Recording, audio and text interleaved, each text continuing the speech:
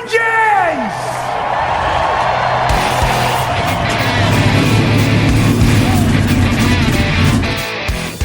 Hit the pace car!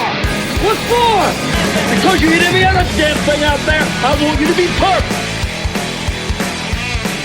When I'm driving, I got a guy on the radio who talks to me. It's him. He talks to me. Well, I wanna be a race car driver. Pretty girls eating from my hand, yeah. Wanna live a life of fun and danger. No sweater working for the man, alright. Well, I wanna be a firefighter. Cool-headed when the heat is on, yeah. Save a baby from the burning building. Take all the work, sleepless sun, alright. No, he didn't slam you, he didn't bump you, he didn't nudge you, he rubbed you. And rubbing, son, is racing. All right, good evening, race fans. Welcome to the Hoobazoo Radio Network, and welcome to the Drafting the Circuits program. My name is Frank Santoroski. I'll be your host for the next hour as we go over everything racing. Joining me tonight, as always, Mr. Gray Warren, Seth, Eggert, and Richard Youden. Fellas, how we doing? Terrific. Good. All right. Good to talk to you all. Knocking out the headlines real quick. Indycar had wrapped up their season. Josef Newgarden wins his second title. Young Colton Herta wins the race, his second on the season. In NASCAR, Martin Truex goes 2 for 2 in the playoffs. You know, I still want to call it the chase, but in the playoffs. And then Ferrari goes 3 in a row with Sebastian Vettel winning this round here at Yas Marina. So let's... Before we talk about all that, we've got a very special guest on the line with us. I've got a guy who's got a very storied racing career. He started his career off early, single-seaters, won a bunch of races in the British Formula Ford Series, was an absolute standout in Trans Am racing. Back in the 70s and 80s, he's ran the kart series. He's ran in IMSA. He's raced in the Indy 500. He's had some races in NASCAR in both the Cup Series and the Truck Series. And most recently... was crowned the Vintage Race of Champions 2019 champion. Welcome to the show, Mr. Willy T. Ribbs. All right, thank you. All right, so pleasure to have you here again, sir. I did want to talk about the film recently made that you've been out on the road promoting. The film is called Uppity, the Willy T. Ribbs story. Now, this film was produced and directed by Nate Adams and Adam Carolla. Nate, who's known for making racing documentaries, and Adam Carolla, Hollywood personality, a noted car guy. Now, the film has been received quite well, from what I hear, at some of the screenings you've done. We're still a little ways off from a digital release, although it is available for pre-order. But I want to talk to you about the impetus for getting the film project started. Was this something that Carolla and Adams pitched to you, or something you pitched to them, or were you guys just sitting around talking and one day and said, "Hey, let's make a movie"? The conversation started regarding the movie about Paul Newman, the racing life of Paul Newman. And Paul was instrumental in my career. And when I was interviewed in the documentary regarding Newman, after it was over, they called me and said, "You got a great story, and we want to tell it." And that's how it all started. And it went 2 years, and it went with, including Bernie Ecclestone, Bobby Unser, Al Unser Jr., Caitlyn Jenner. The list goes on regarding the people who played a part in the film. So now, what was your involvement on the day-to-day process of making the film? Were very involved in the clips that were to be used for archival footage or in the interviews, or were you just kind of hands off and let Nate do his magic? Well, I did a lot in the film in terms of dialogue and narration, and sort of setting the scenes regarding Bernie's part and regarding different narratives in the film. Okay, so now you've been on the road with this a little bit. You've been doing Q&A sessions with both Nate and also with Adam. I mean, how's the film been received when you what are the folks taking away from the film when they see that? Is there kind of like an overwhelming, a lot of theme? a lot of Kleenex. A lot of Kleenex. Everybody, including Jay Leno, that's seen it, they just were wiping their eyes. And the last screening we did was in Virginia last weekend, and about 200 people watched it, all racers. And Mark Dismore from Indycar, who had that terrible crash at Indy in 1991, where he damn near died, he watched the film, and he afterwards he says, "I had no idea you were dealing with what you dealt with," and he was in tears. And that's been the general reaction: grown men crying. The title of the film is Uppity, right? Which is, according to the film style, a name you were called behind your back, and I'm sure that was connected to another racial slur. But the fact that you've chosen this bit of an insult for the title, it only seems that you've taken strength in the adversity. Am I correct in getting that feeling that that's why you chose that title? Well, that's what it was. That was the tag, and actually, I liked it. I liked that tag because, I don't like anything that's easy. It doesn't turn me on. Well, that turned me on. Give me all the opposite. You weren't going to kick my ass when we got out of the car, so you can say what you want behind my back. But yeah, it was a motivator, and I needed that. I mean, I knew my prowess on the racetrack, but those were distractions, and they were all meant to demoralize. Let's beat him down. Let's make him quit. Maybe he'll crash and kill himself. That was all by design, and I haven't forgotten it, and I'm not going to let them forget it.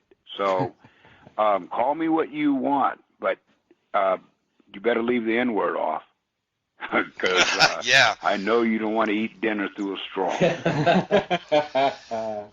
Willie, we just several months back we did the Janet. We had Janet Guthrie's producer for her film or for her film that came out in spring, and I haven't seen yours. I look forward to seeing yours, but I'm sure that you and Janet came along about the same time, and you both faced a lot of the same problems and issues trying to get your racing careers started. The lack of proper funding to match your talents and things like that.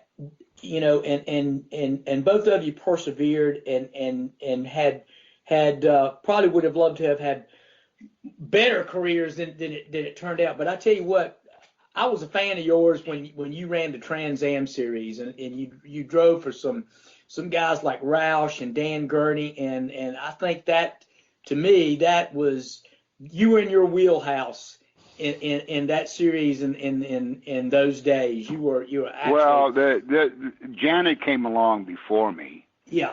And there was without question, it was proven that whatever team that I was driving for, that was on par with the best team, I won. It wouldn't have mattered if it was IndyCar. Mm-hmm. I would have won in that as well. You've got to be equal or better than the best teams. Yeah. Or you're not going to be competitive. Right. You got to have the same chances and opportunities. Level. Yeah. Got to have right. Especially at the equal equipment. Level. Yes, that's right. Right. But I thought you were in your wheelhouse in that Trans Am series because you drove. Well, for some I would really have been in the teams. wheelhouse in anything that sure. I drove. Oh, sure. I'm not saying. I'm just saying. So I'm not gonna be pigeonholed into one particular series. Oh, he was great in Trans Am, or he's great in Trans Am, or whatever series I ran, and that included open wheel in England. Yeah. That we were going to be competitive, and we won. Well, let me put it this way. I think you got your best opportunities in Trans Am because you were in equal equipment. You were in the best equipment, and that's probably how I should phrase that. But let me ask you this too. And of course that was back then. do you ever think you came along probably 20 years too early? It's funny. My mother used to say that. She said that. But even now, not much has changed. With aside from Lewis Hamilton, who's probably the best. Well, not probably. He's the best in the world. But that's in Europe. Mm-hmm. And the way I was treated in Europe was night and day difference. The way as opposed to my treatment here in the United States. Yeah. And so, in Europe, it's about how fast you can go, not how you look. That's all they care about. And that was the difference. And I don't know if 20 years would have made a difference. Maybe it would have. But, and Danica Patrick sort of, Janet Guthrie was the queen, hands down. She was a pioneer. Pardon me? She was a pioneer. Yeah, well, as far as the women's movement in racing, yes. Exactly. So she came along, and then Lynn St. James, and then Danica,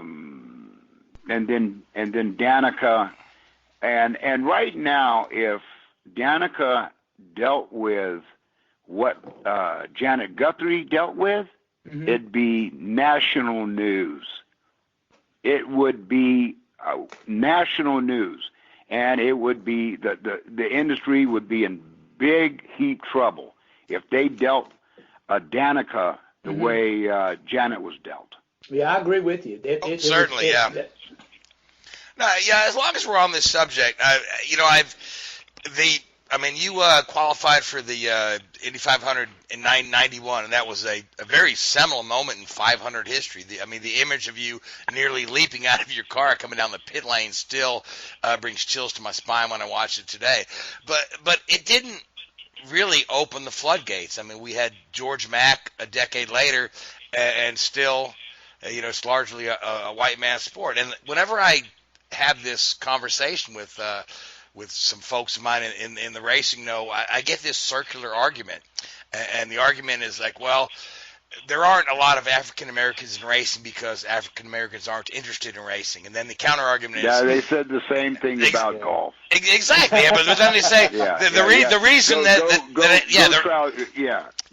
that somebody else. Right. The reason African Americans aren't interested in racing is because they have no heroes that they can identify with. So, what are your thoughts on some of the like NASCAR's Drive for Diversity program, where they're actively trying to seek out young talent? Do you think that's a worthwhile venture? No, it's more like a drive not to look bad. Okay. That's all that is. I appreciate that. To not look bad to the media and to major sponsors, and to put forth a food stamp effort. Yeah. It's essentially window dressing. Yeah, exactly. It's like a Hollywood set, all front, no rear. And what have they done from the inception of this drive for diversity? They got a couple of shoeshine boys in there named Jadot and Siegel, and all they're there to do is say yes, sir, boss, and no, sir, boss. And so I called them out on it. I called Siegel and Jadot out on it as a bunch of phonies and front men, and that's all they are, and that's all they were. Very quick question. So you think that the guys that get through this program and eventually make it, because I know some guys have gone through the diversity plan and made it to cup racing and that sort of level. You think they'd make it anyway, even without that series available to them? Now, who made it? George Wallace's great-grandson? Seth had a couple of names out earlier for guys that have... Kyle Larson, Eric Amarola. Daniel Flores. Who? Kyle Larson? I didn't know he was African-American. No, he's not. No, but he's a quarter Asian, I guess. So, but it's all you know what I mean. Yeah. So yeah, it's not helping the cause of getting African Americans into racing. Yeah, so. he won't be confused with Nipsey Russell. All right, let's move on to a different topic. I want to talk to you about the SVRA series. Because you know a lot of folks who don't watch a lot of vintage racing or do watch a lot of vintage racing have this thought of the vintage racing is just a parade of guys with their expensive toys. But this the SVRA and the Race of Champions series, man, you guys are going at it, and there's some top names in there. And you've not only won the Brickyard Challenge, but you've won the overall championship, which includes Brickyard, VIR, and Road Atlanta. So talk to me a little bit about racing that Corvette in that series there.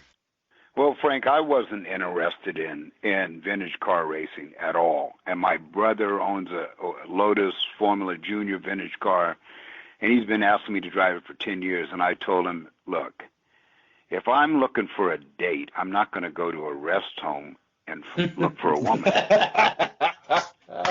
And so I refused. Well, then I got a call back in 2014 that they were going to start a vintage series with former champions. And initially it was the Indy legends. It was only Indycar drivers. And it started at Indy. And I said, you know, and I asked them who was involved. And I thought, you know what? It's sort of a blast from the past with drivers who I used to race against. And it had some sizzle. It had some, you know, it wasn't out racing just amateur guys who made a lot of money and got a new girlfriend 30 years younger and a pocket full of Viagra. I wasn't interested in. I was interested in racing with Al Jr. and Pappas and Tracy and all the guys that were in it. Well, then Tony Perella came up with a brilliant idea, him and Mark Dill, about let's start the vintage Race of Champions and former champions from NASCAR and IndyCar. Bobby Labonte, who's an awesome guy. I mean, I love him. And Todd Bodine and Mike Skinner and IndyCar drivers Al Jr. and Davy Jones and Max Pappas, and that was the beginning. And VROC, Vintage Race of Champions, this is the first year. We kicked it off this year. We had a great year. I won Indy and then clinched a championship last Sunday in Virginia, or last Saturday. And we're all, you know, it's like old NFL players throwing on well, we're not putting on pads, but, you know, playing flag football against each other. So are you going to try to run that again next year? It sounds like you guys had a great time, and I was at the vintage event, and just the atmosphere there was just really fun. Well, it's a great it's the race at Indy, which was the very first vintage Legends race, was 2014. Well, now it's become a happening event there, and yeah, it's a lot of fun to get together and talk old stories and then go out and race. And I'm going to tell you, a racing champion is a racing champion. They never lose. That's their pedigree.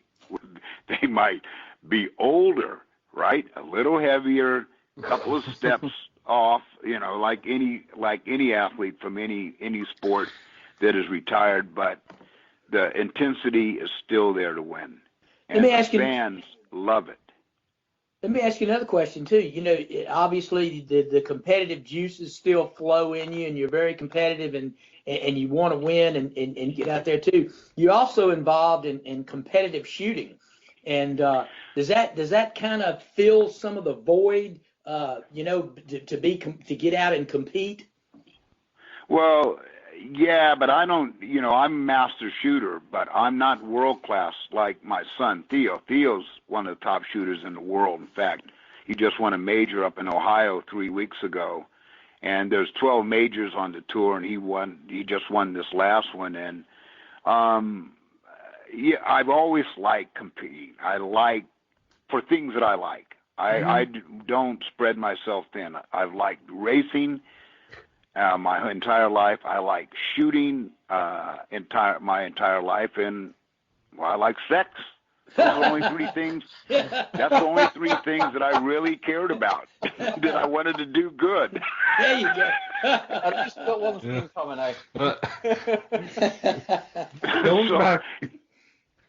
Going back to VROC real quick. They just announced their schedule for next year. It's going to go to Auto Club Speedways, Circuit de Americas, Sebring, Road Atlanta, Laguna Seca, among other tracks. Is there one in particular you're looking forward to, especially running the vintage cars around there? Well, Indy is numero uno. And to win Indy this year it's almost surreal. To win anything at Indy, it doesn't matter what it is a big deal, because Indy is the place on the planet. It's the Mecca, yeah. And, that's right. So to win that, that's one that you lay it all out on line. And there was more drivers for Indy and VROC than all the other races, because it's such a prestigious event. However, this year was 3 races. Next year will be 4, and the 4th is my home state, my hometown, and it will be here in Texas, in Austin. They're just announced that COTA will be the finale for next year's VROC Championship. And I can tell you, Mike Skinner, Labonte, Bodine, they all said a couple of days ago they were coming with a vengeance next year. It's turned into a really serious championship, and I like the intensity of it. Mm-hmm. I like the intensity of it. Now, there have been attempts in the past to make a VROC style racing, although they didn't use vintage cars. Why do you think this one is actually successful compared to the past ventures? Well, Tony Perel is just brilliant. The guy who bought SVRA, and when he bought SVRA, he says, I got to do something to broaden the brand, to increase brand awareness. And that's when he started the Indy Legends event in 2014. And it was just one race. And then it's been one race up until last year, and then it went to 2 races. It was Indy and Virginia. Well, now this year it went Atlanta, Indy and Virginia, and next year it'll be Atlanta, Indy, Virginia, and COTA, U.S. Grand Prix facility. So he keeps raising the bar up, and the response among the drivers has been phenomenal. They love it. You think the fans actually relate better to the classic race cars than they do the newer cars? Some of the fans enjoy that, seeing the and I'm not don't mean to disparage it, but seeing the old pros in the classic race cars. You think that has a big draw too? Well, I'm one of the old pros, and I think it's both. I think it's car driver combination. Right. And, there's a lot of Mike Skinner fans out there. There's a lot of Al Unser Jr. fans out there. There's a lot of Bodine and Labonte fans, not to mention Willy T. Ribs fans. So, and Max Pappas. You can go down the line. Right. And next year's lineup is going to be an all-star lineup combination. And don't be shocked if there's not a TV deal behind it. That'd be great. That'd be great. Yeah, absolutely. I'm going to have to try to get to VIR next year and take that event in. So. Oh yeah, no, it's a great event, and the drivers, we're older. We've lost some feathers. You ever see an old rooster, feathers pecked off his head, and yeah, but he still got missing? fight in him. Yeah, oh yeah. Might look ugly, but they still want to fight. That's right. That's what you got to have. All right, Willie, before we let you go, we're running up against our time barrier to let you have dinner with your wife. But I do want to talk to you about like the state of racing today. I mean, you came up in a time, you were running the Trans Am Series when it was very strong, sanctioned by the SCCA. You ran in the Kart Series, which, you know, at the time that a lot of people today call that the golden era of kart, you know, before the split.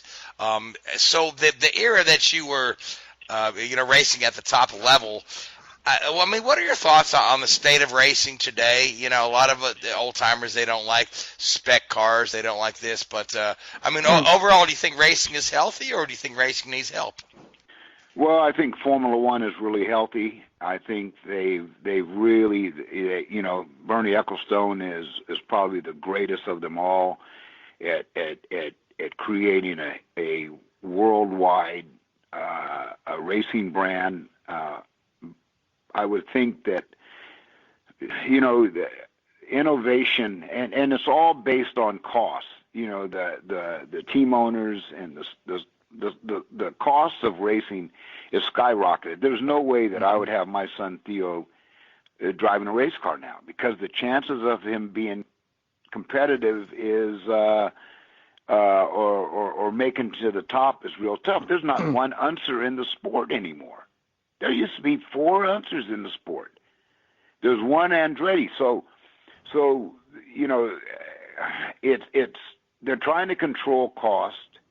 It's a spec series for that reason, an IndyCar, to control cost. And you know, sponsors have set sort of the bar of this is what it's going to be, and this is how much you're going to get, and that's it.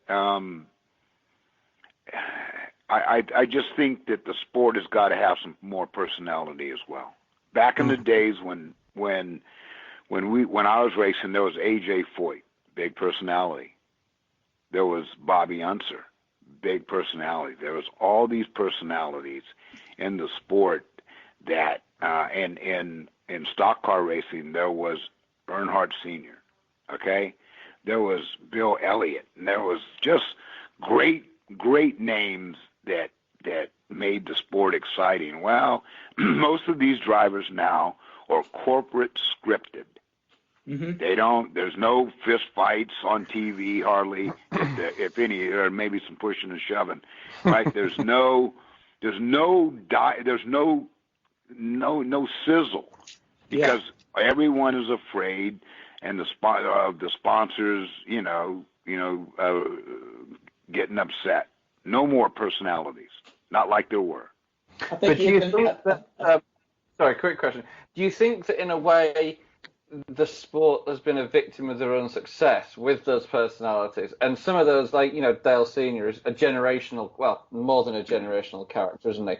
There's never going to be anybody like that again, and the sport lent on him so heavily that when the tragic accident happened, they had no fallback. And then of course, his son came along, and when he's retired, it's sort of that personality. The bottom has fallen out of that sort of personality, setup. Do you think the sports have lent too much on those personalities? Well, as the sport has broadened and gotten bigger, and the more corporate dollars, the safer it becomes less controversial. All right, the sponsors are paying a lot of big dollars. They want success, of course, but they want the scripted.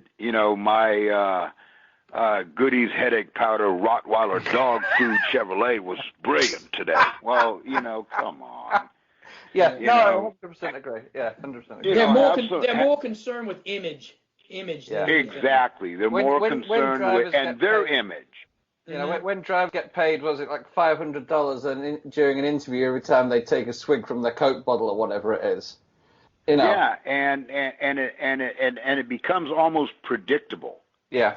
And so when Bobby Unser was doing it, and AJ was doing it, and there was and James Hunt, classic example. Yeah. Classic example when Hunt was in Formula One, and they made a movie about it, him and Lauda.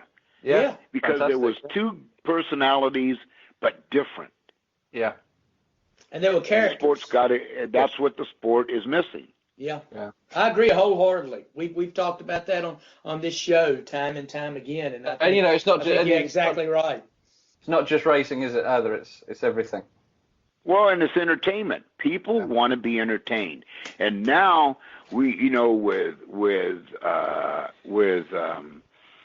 social media and with internet and with cable TV, you know, the attention span is real short these days, especially with the younger kids. Mm-hmm. You know, who's going to sit there and watch the Coke 600, which lasts 3 days or whatever it is? You know, Yeah. it's difficult to follow even when you're working on it. Yeah, you know, you better have some, you know, some downers, you know, something to hold your, you know, you can just sit there and just stare at it. Yeah. But you know, that's where I think the sport is. That's what's really missing. And this new group that bought Formula One Liberty Media and acquired it from Bernie Ecclestone. They're trying to make it entertaining, and they've asked the drivers, hey, we can't, you guys can't be aloof anymore. You got to get out and kiss babies and hug old ladies, and they're trying to get that. Yeah. They're trying to create that. Yeah, it's getting better slowly, isn't it? But it's, you know, the problem I think with Formula One, how, you know, when you're inside it, you know, they often call Formula One the goldfish bowl. And that's what it is, you know, it's so hyped up and it's so exaggerated that at the end of the day, it's, you know, it's a job for people. And, you know, you have 20 guys out there who are arguably, you know, the 20 best race car drivers in the world, but they're still human beings. You know, they're still normal people that, and I've worked with some drivers pretty closely, and most of them just, you know, they just want to go out and, you know, on a Saturday night or a Sunday night after the race, they want to go out with the team and have a few drinks and celebrate and have some fun. And it's almost like they're not allowed to do that. Oh no, not with iPhones anymore. Oh yeah, you unzip that zipper, son. and your history. You can't do anything because your TMZ is following you. Yeah. And you know, they're just, you know, they're just normal guys. You know, and it's like any sport, especially some of the younger ones. They're put in the limelight at a quite a young age, and some of them get some pretty bad advice along the way, and they fall off and never to be heard of again, even though they've got a huge amount of talent. Oh yeah, and in today's world, you could be here one day and no one remembers you a week later. Exactly. Yeah. Oh my. And talent has nothing to do with it. Yeah. So no, it absolutely doesn't. When's the next screening of Uppity? We're it's going to be at COTA actually. Okay, sweet. It's going to be at COTA at the SVRA weekend, and Tony Perella had so much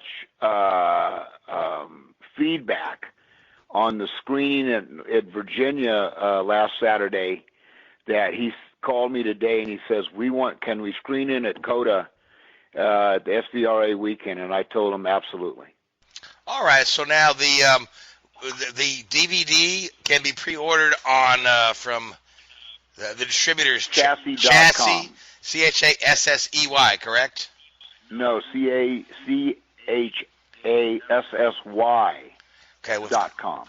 Chassis. With a Y. Chassis with a Y. Chassis with a Y.com. Yep. So, I mean, get your pre-orders in. I've heard great things about the film. Haven't been able to see it yet. Haven't been able to make a screening. But, you know, hopefully, I mean, I wish you the best with the film. It's been received well from what I hear.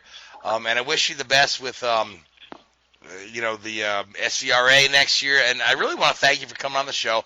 I know your wife has dinner on the table, so we should let you go. But again, Willy, thank you so much for coming on the show. We really appreciate you. And it's been very, very fun talking with you. So hope you have a great night. Well, anytime. And thanks, gentlemen, for chiming in. And hey, we don't pull any punches. I tell you what, we'd love to have you back on here again somewhere down the road. Enjoyed it very much. Yeah. Anytime. All right. Have a good night, sir. Good all night. right, guys. Have fun. Thank you. Thanks. Thank you. You too. Thank you. Cheers. Thanks. All right, fellas. So let's talk about our weekend of racing. IndyCar was at Laguna Seca for their finale. Colton Herta took the win. Josef Newgarden takes a very uneventful run to 8th place to Sobis Championship. Somebody called it Prost-like.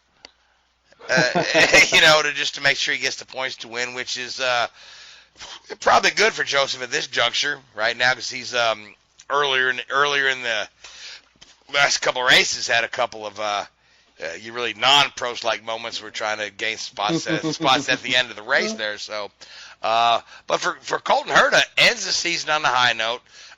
Pagenaud looked really good at the finale. Was trying to dog Scott Dixon at the end. Dixon looked good. He was too far back in the points. But Alexander Rossi, I'm just thinking, what happened? He was just mediocre all day. I think tire degradation was a big story and a big part of the race that weekend. I think just several, some of the teams did not quite get the tire situation figured out. And I think Rossi was probably one of those that fell victim to that. It's part of the race, and we've talked about this before on the show that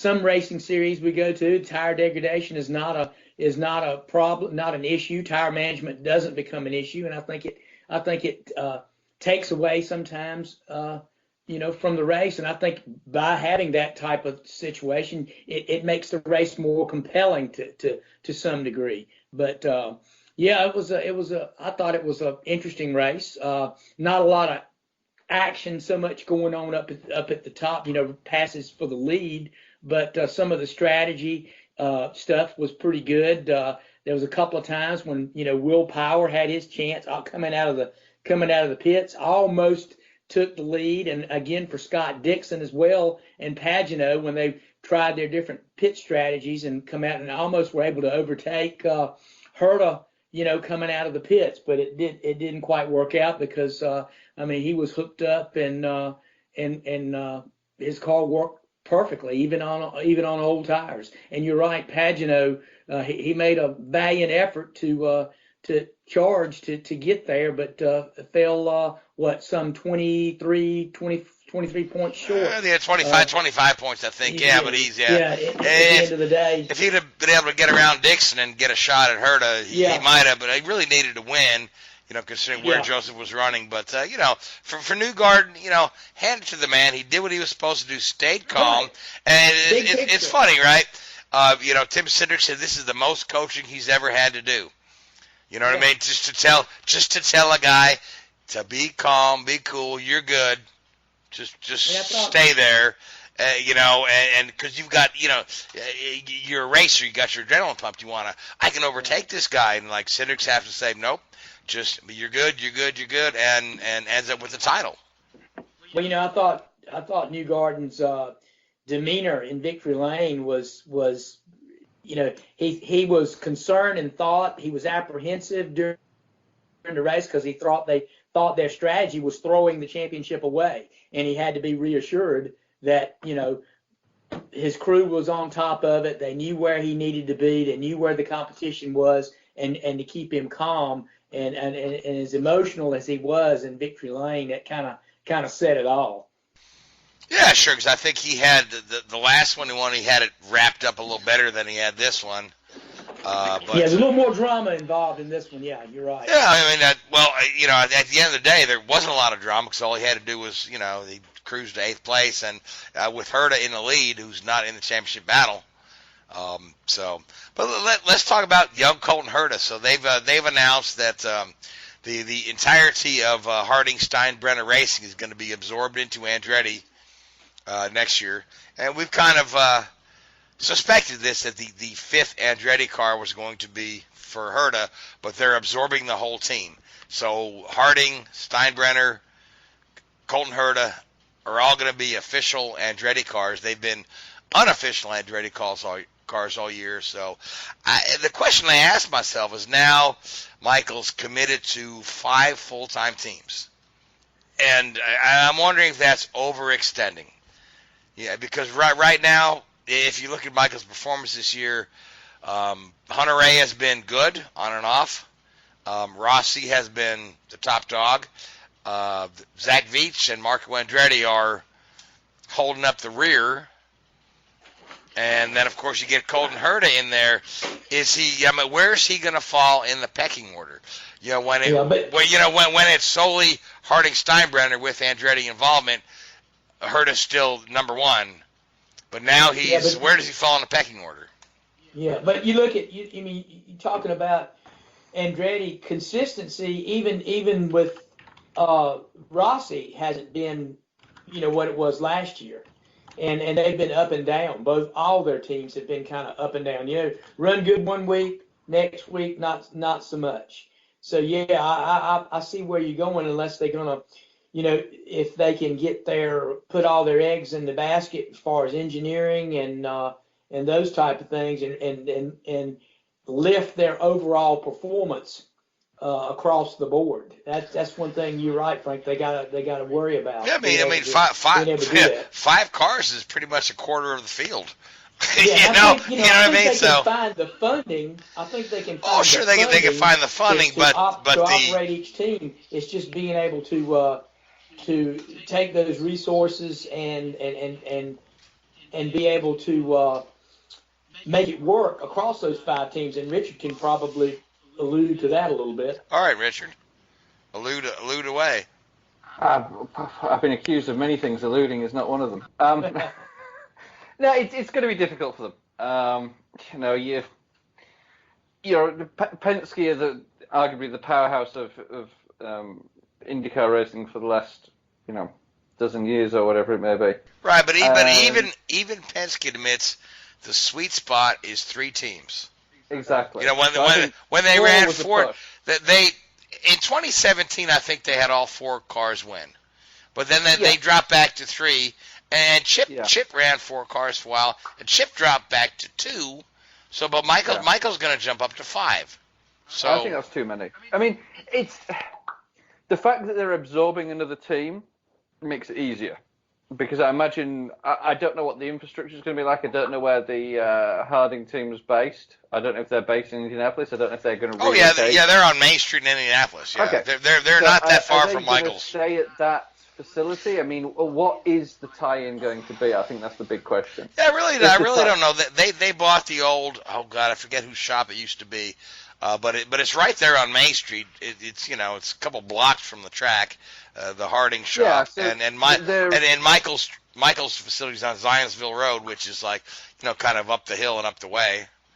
I mean, in the modern world that we live in, there's companies out there that are multinational companies that have offices in every country in the world, and they sit down and they have teleconference meetings every day. So the fact they're maybe half a mile or whatever from each other, I don't think it'd be too much of an issue.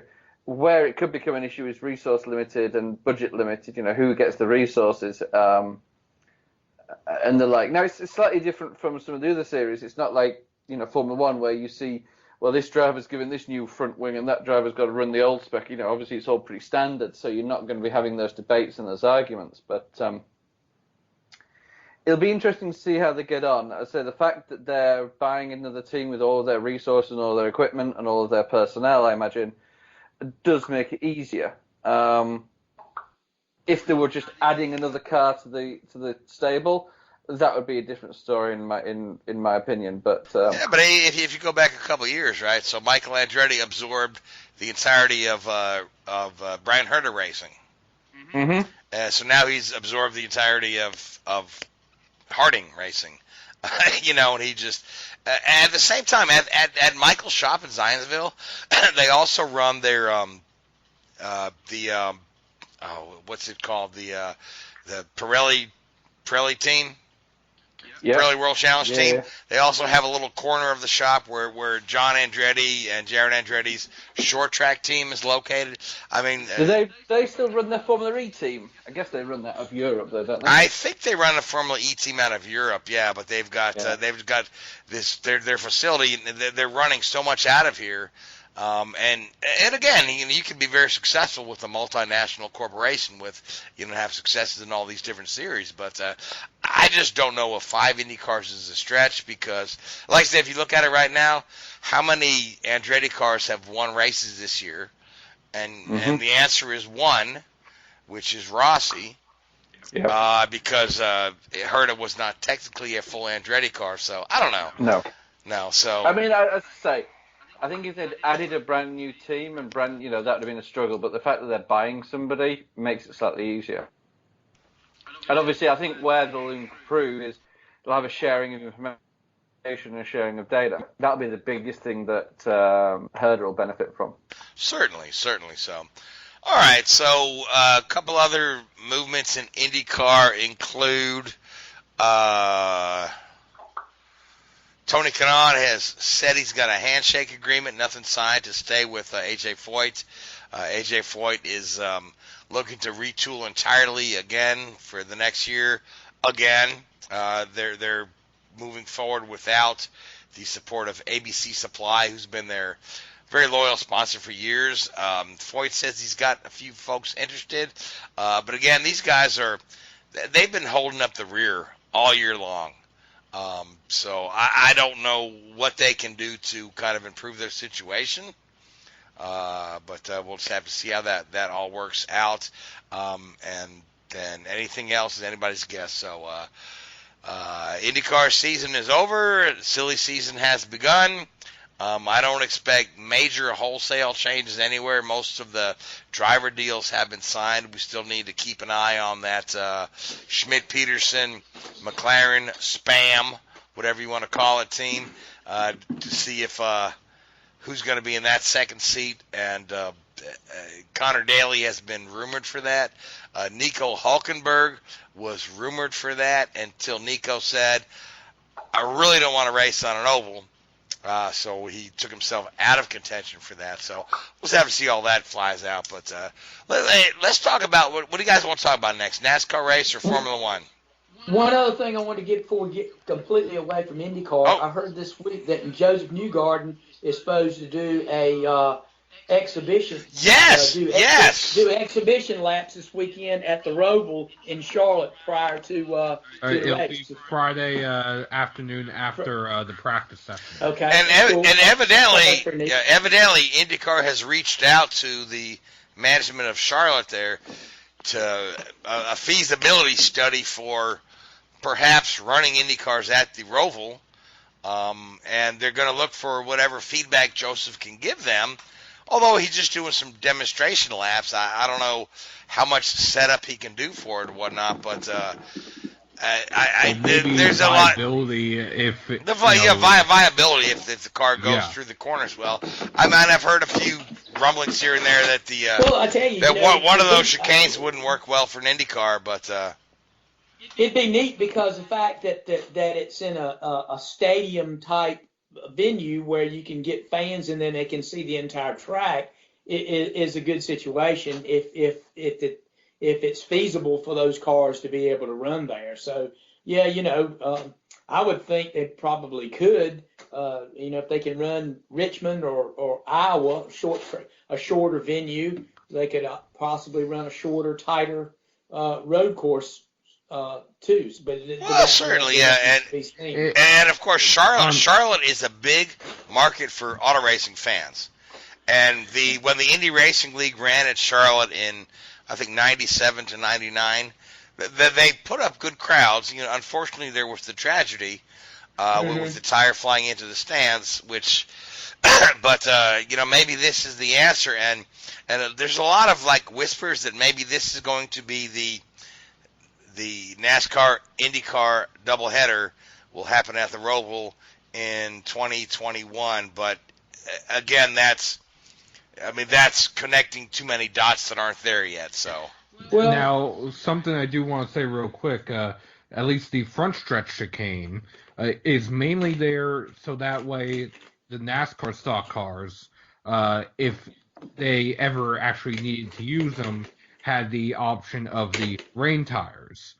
Now, as you were saying, some of the chicanes might be a little too narrow for IndyCar. The backstretch chicane has actually been changed. Yes, It's now a proper chicane. Yeah, they widened it to 54 feet and put a safer barrier on one side, so that's fine for IndyCar.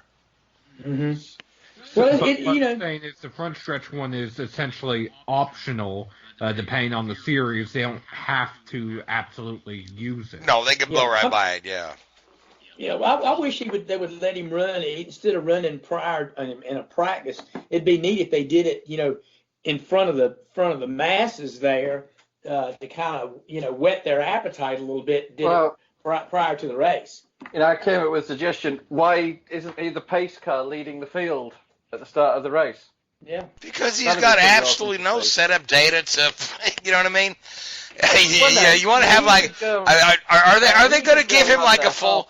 Here's my question, and maybe Gray, maybe Seth, are they going to give him a full proper testing day before running these demonstration laps, or is he going to go out there cold? Well, if they're giving him a demonstration day, since it was announced on Tuesday this week, and he's running these laps on Friday, it would have to be either Wednesday, the day we're recording, Thursday, the day the fans are going to hear us, or he's going out cold on Friday. All right, so have you heard anything? I have not heard a thing. So he's just going to go out there and navigate the car at probably reduced speed. So, well. He could go around there half throttle and still lead pace laps at the start of the race. Certainly, yeah. I do know that several people were at the track today, including Jeff Gordon, Jordan Taylor, and others for some event, which I don't know exactly what that event was, but it's interesting that you had people from NASCAR, from sports cars, and from IndyCar there all at the same time. Yeah. All right. Well, I'm sure that they're looking, for different ways to employ that Roval situation, and I'm sure the WeatherTech series is another one that's not is on their radar to probably. And like I said, it's a great venue in that you've got a stadium style thing. It's not like a natural terrain road course where the seating is all spread out and you've got people miles away from one another. You can sit right there in one central location and pretty much see the whole track. I would say it's almost like a more compact version of Daytona in its verse. That being said, it was this race last year that talk of a doubleheader between NASCAR and the WeatherTech Series IMSA first started, specifically with this Roval. But at that time, they were saying and when I say a doubleheader, it would more likely be just the DPI division and NASCAR, or maybe just the GT division. That being said, the backstretch chicane last year was always, quote, temporary because the speedway didn't have enough time essentially to go and make a proper one, A, and B, they weren't sure how to go about it at first. They admitted this, essentially. So with driver feedback, taking data from last year, they went and remade the backstretch chicane to what it is now. All right, so guys, I'm going to tell you this. We got 6 minutes left in the show, so if you want to talk about the NASCAR race and have some time for Formula One, let's do it. Martin Truex Jr. Pulled a Danny Sullivan, essentially spun and won. Yes, he did, and gosh, his reaction in the victory lane was precious. That was, and the Cup Series had its first disqualification, Eric Jones. So how does that affect his standing in the playoffs?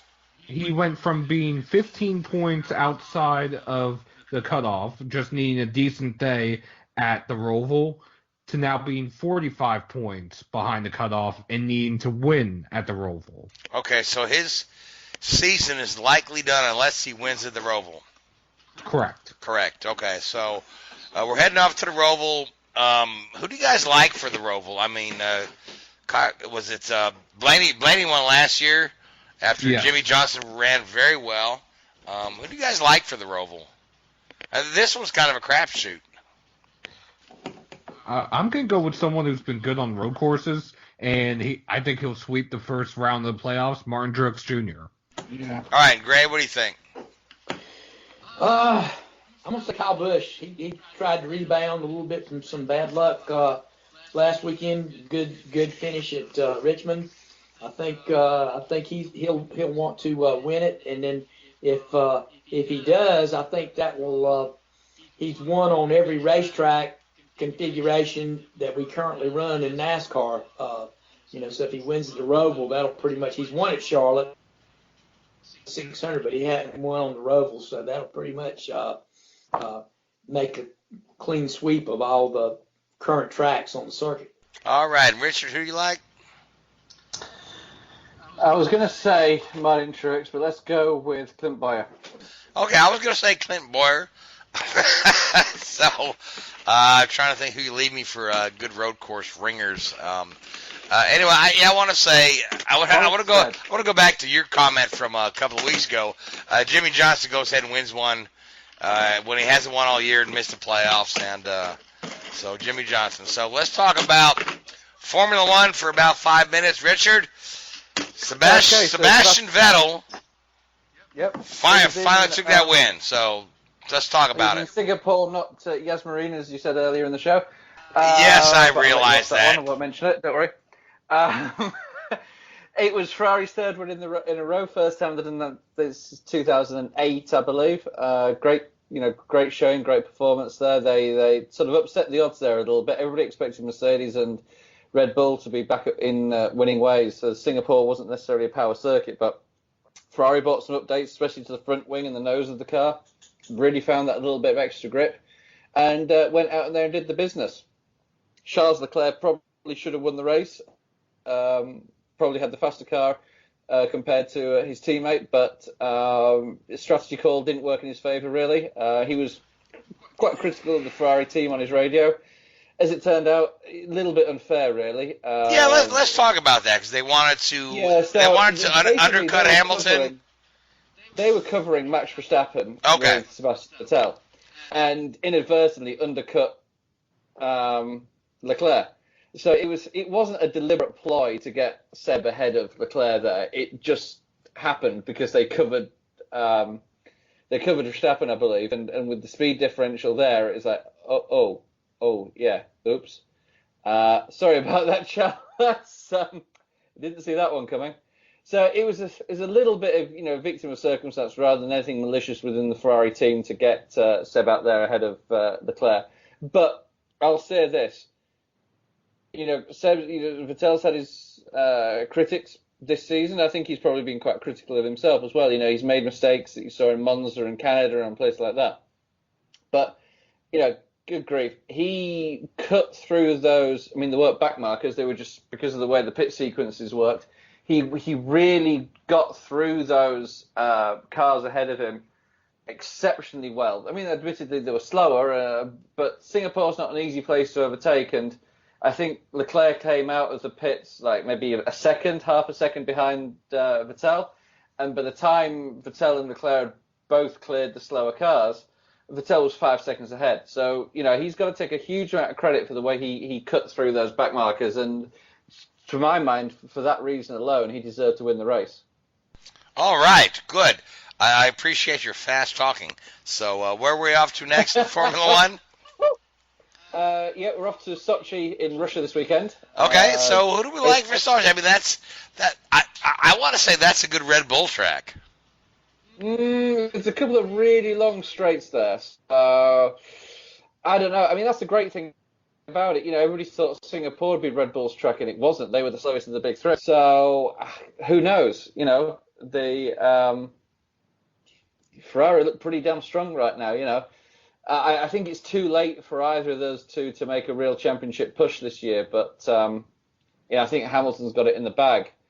But I certainly think that it's going to be one of those two guys that's going to win the race, and you'd have to go for Leclerc. I think the guy's driving fantastically right now. All right, now Gray, who do you like for Sochi?